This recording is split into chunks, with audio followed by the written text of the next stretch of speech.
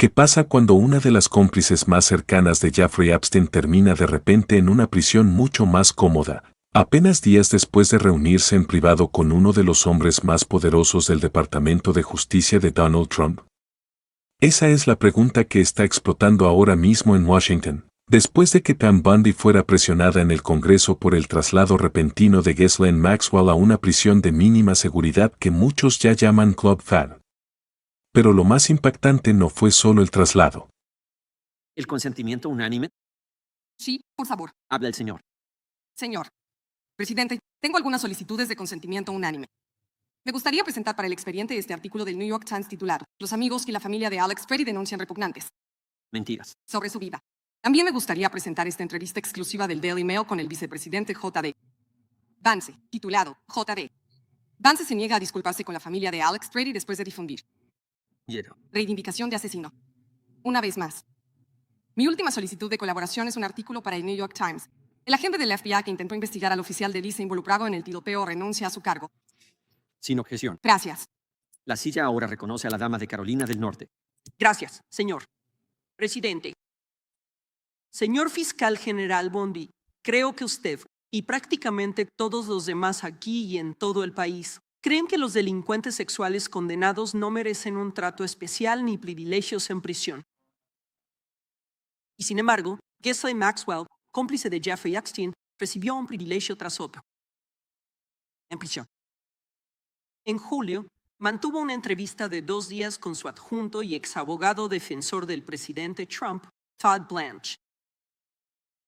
Pocos días después de eso, Maxwell fue transferida de una institución correccional federal en Florida a un campamento de mínima seguridad en Texas, para el cual, como delincuente sexual, normalmente no sería elegible. En esta nueva instalación, como mencionó el miembro de mayor rango, y por cierto, le apodan Club Fed. Hemos escuchado reportes de que se le han otorgado privilegios especiales, tiempo con cachorros, entrenamientos privados, correspondencia personal, servicios de secretaría. Fiscal General Bundy, ¿merece una delincuente sexual convicta como Lane Maxwell un trato especial y privilegios en prisión? ¿Sí o no? Permítame ser muy claro al respecto. No. Gracias. Perfecto, déjame continuar. No sabía que ella estaba siendo Transferido. Le pregunté sí. ¿O no? Y estoy reclamando mi... Presidente, para el reloj, avisa a la testigo. Las Reglas. Hay una regla que ella necesita entender. Aquí, y me alegra que estemos de acuerdo. Así que cuando estamos de acuerdo, podemos pasar a otros temas. Pero quiero que lo sepas.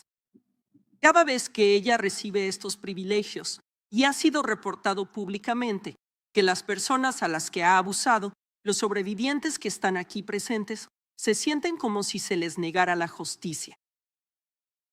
Se sienten retraumatizados. Y me alegra que estemos de acuerdo en eso. Pero ella no debería estar en esa prisión. Y necesita ser trasladada de regreso a una prisión de máxima seguridad lo antes posible. Pero lo que le ha dicho a otro comité aquí es que no cooperará con ellos a menos que obtenga el indulto de Donald Trump. Es una locura pensar que pueda estar ejerciendo este tipo de influencia dentro de la administración. Pero eso plantea la pregunta: ¿quién ordenó su traslado a la prisión de mínima seguridad para la que no cumplía los requisitos? ¿Quién autorizó estos privilegios especiales? ¿Fue así, señor Blanca? ¿Fue uno de tus otros subordinados? Entonces, por favor, ¿puedes decirnos quién la envió allí, ya que no estás de acuerdo en que deba estar ahí? Dije que no estoy de acuerdo. Ella no debería recibir un trato especial. Me enteré después de que fue transferida a una instalación del mismo nivel. Y esa es una pregunta para la oficina de prisiones. Yo no tuve nada que ver con eso. Instalaciones del mismo nivel. No sé por qué, pero en lugar de hablar de Jordan Maxwell, que ojalá muera en prisión, deberías estar hablando de Irina Zarutska. Tengo un par de... Otras preguntas. ¿Quién murió en el Meta? Claro, y yo absolutamente. De eso no se habla. He estado hablando de ello y de hecho ayudando con estos problemas. Pero vamos a volver a ti. Seguro que sí. Sí, claro, porque estás aquí para testificar. Ese es el objetivo principal de todo este asunto. Así que, por supuesto, vamos a volver a ti. Todo esto se trata de ti.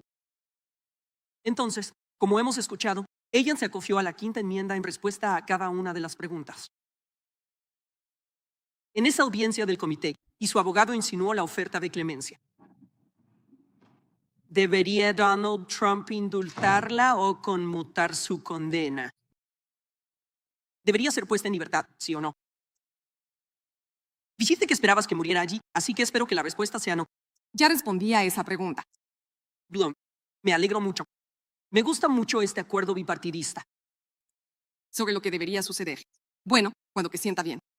Pero no quieres hablar de Irina Sirutskaya. No quieres hablar de asesinatos. Por un crimen violento Y la en su jurisdicción. Hablo de ella todo el tiempo. pero no estoy aquí. Testificar ante el Congreso. Ese es tu trabajo hoy. Estás obsesionado. Con ataque. Entonces, Quiero que sepas que un empleado del Departamento de Justicia, que recientemente fue degradado y ha tenido otros problemas, asesora sobre indultos.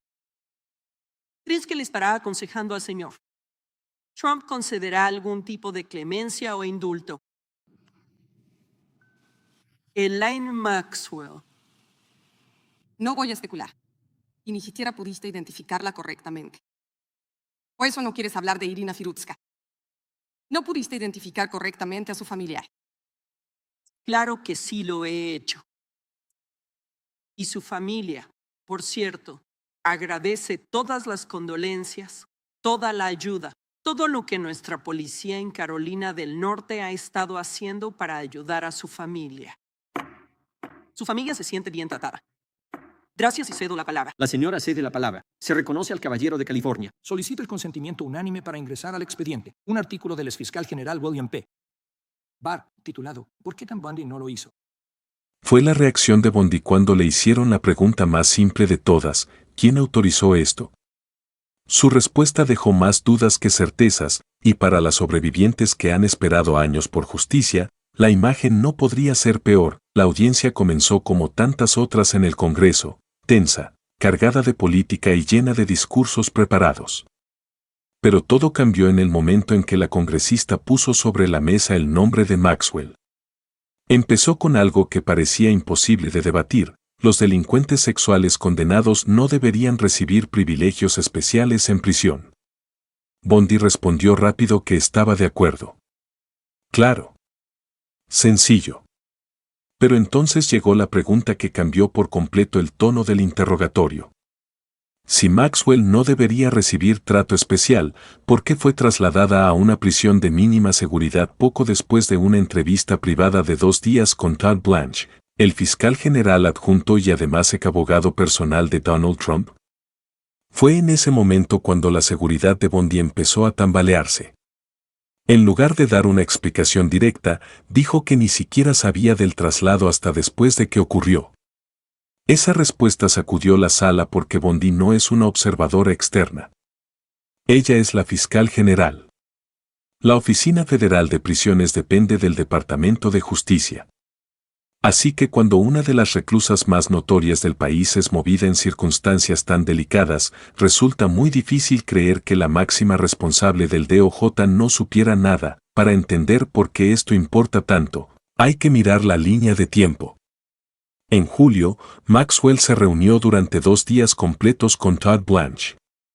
No fue una conversación rutinaria.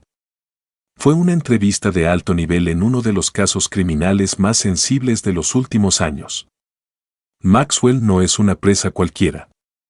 Es la mujer condenada por ayudar a Jeffrey Epstein a reclutar y explotar a menores. Ella conoce nombres. Conoce relaciones. Conoce secretos. Sabe quién estuvo cerca de Epstein y qué figuras poderosas podrían quedar expuestas. Eso la convierte en una de las reclusas más delicadas del sistema federal. Y apenas días después de esas reuniones, Maxwell fue trasladada desde FCI Tallahassee hasta FPC Bryan, en Texas, una prisión de mínima seguridad. Solo el momento del traslado ya encendió todas las alarmas. La pregunta no era si el traslado ocurrió. La pregunta era por qué ocurrió justo después de esas reuniones privadas, y aquí es donde esta historia se vuelve todavía más explosiva. La nueva prisión de Maxwell no es cualquier centro federal. RTC Brand tiene fama desde hace años de ser una de las instalaciones más cómodas del sistema. Muchos críticos llaman a este tipo de lugares Club Fed porque se perciben como sitios mucho menos estrictos que una prisión tradicional. Menos restricciones. Más movimiento. Menos vigilancia. Para alguien como Maxwell, eso cambia por completo las condiciones de su condena. Ella está cumpliendo una sentencia larga por uno de los casos de abuso más escandalosos de la historia reciente. Y, según múltiples reportes, alguien tuvo que haber hecho una excepción. Ahí está la raíz del escándalo. Porque expertos en política penitenciaria y reportes públicos señalan que alguien con una condena como la de Maxwell normalmente no calificaría para una prisión de mínima seguridad sin una autorización especial o una exención. Así que la pregunta lógica fue inmediata: ¿quién firmó eso? ¿Quién decidió que Maxwell merecía condiciones más cómodas? ¿Fue una decisión rutinaria de la oficina de prisiones? ¿Fue informada la cúpula del DOJ? ¿Tuvo Todd Blanche algún papel? Esas no son preguntas secundarias. Son el corazón de toda esta controversia, pero en vez de dar claridad, Bondi dejó aún más dudas. Cuando la congresista le preguntó directamente quién autorizó el traslado, Bondi evitó dar un nombre. Repitió una y otra vez la misma línea, que ella no estuvo involucrada, que se enteró después y que era un asunto de la oficina de prisiones. Sobre el papel, eso puede sonar técnico. Pero políticamente fue devastador. Porque la gente no está preguntando si Bondi manejó personalmente el traslado. Lo que quieren saber es si la fiscal general está diciendo la verdad sobre lo que pasa dentro de su propio departamento en uno de los casos más delicados del país. Si Bondi realmente no sabía nada, eso revelaría un fallo gravísimo de comunicación dentro del DOJ o una pérdida total de control. Y si sí sabía, entonces su testimonio se ve como un intento calculado de alejarse de una decisión que ya se volvió tóxica. La congresista no soltó el tema. Insistió en que esto no es solo una cuestión de reglamentos internos o formularios. Esto tiene que ver con las sobrevivientes. Cada privilegio que recibe Maxwell manda un mensaje. Cada reporte de mejores condiciones, comodidades especiales o trato preferencial se siente como una nueva traición para las mujeres que fueron destruidas por la red de Epstein. La congresista lo dijo claramente: cada vez que Maxwell recibe un beneficio, las sobrevivientes sienten que se les vuelve a negar justicia. Esa frase golpeó fuerte porque atravesó todo el ruido político y fue al centro del problema. Esto no se trata de ganar puntos en una audiencia. Se trata de si una mujer condenada por ayudar a facilitar abusos está siendo recompensada silenciosamente. Y luego llegó el ángulo más delicado de todos, el posible indulto o clemencia. Maxwell, según reportes, se ha negado a cooperar plenamente con investigadores del Congreso. Y su equipo legal ha dejado abierta la posibilidad de negociar algún tipo de alivio de sentencia. Eso cambia completamente el contexto. Porque entonces el traslado deja de verse como un simple cambio administrativo y empieza a parecer parte de algo más grande. ¿Fue un traslado rutinario? ¿O fue parte de un incentivo por cooperación? Se le está dando un trato especial para controlar qué dice, cuándo lo dice y a quién se lo dice. Hay que ser claros, no existe prueba pública verificada de que haya habido un acuerdo. Pero cuando una reclusa de este nivel es trasladada a mejores condiciones justo después de reunirse con un funcionario tan cercano al círculo de Trump, las sospechas son inevitables. Y precisamente por eso la negativa de Bondi a responder con claridad fue tan dañina. En vez de enfrentar la pregunta central, Bondi hizo lo que suelen hacer muchos funcionarios acorralados: desviar la conversación. En lugar de centrarse en Maxwell, empezó a hablar de otros casos y otras víctimas. Nadie está diciendo que esos casos no importen. Claro que importan. Pero en esa sala, el tema era Maxwell. El tema era si el Departamento de Justicia podía explicar por qué una de las reclusas más polémicas del país terminó en condiciones más suaves. Y ese intento de cambiar de tema solo la hizo ver más evasiva. La congresista la frenó en el acto. Le recordó que ella estaba ahí para testificar. Que ese era su trabajo. Que por eso estaba sentada frente al Congreso. Y para millones viendo desde casa, ese momento lo resumió todo. Bondi no solo estaba batallando con una pregunta difícil. Estaba perdiendo el control del relato. Lo que hace que esta historia conecte tan fuerte con la gente es que toca un miedo mucho más profundo, la idea de que los poderosos juegan con reglas distintas. Maxwell se ha convertido en símbolo de ese temor. Durante años, el público vio cómo Epstein se movía entre élites, fiestas y figuras influyentes mientras parecía intocable. Vieron aparecer nombres en fotos, documentos y rumores. Vieron a las víctimas esperar años por justicia mientras las instituciones avanzaban a paso lento. Así que cuando Maxwell parece recibir siquiera la apariencia de un trato especial, esto se convierte en algo mucho más grande que un traslado.